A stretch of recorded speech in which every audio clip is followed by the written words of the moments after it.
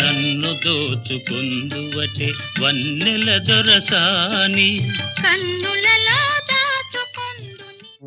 ఎరా జోసఫ్ గారి దగ్గరికి వెళ్ళి వస్తున్నావా? లేదు నాన్న, జిమ్కి వస్తున్నా. నిన్న పెద్ద ఆయనతో గొడవ అయిందంట, నిజమేనా? అవును నాన్న. నా కొడక, నిన్ను అక్కడ పంపించింది తన్నులు తినడానికా?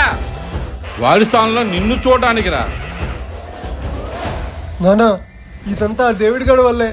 రేయ్, చిన్న పామునైనా పెద్ద కర్రతో కొట్టాలి. నువ్వేం మాట్లాడుతున్నావో నాకు అర్థం కావట్లేదు నాన్న. అర్థం కాపోవడానికి ఏముందిరా, వాడికి మందాల వాటితో పాటు అది కూడా ఉందిగా, దాంతో కొట్టు. అలాగే నాన్న.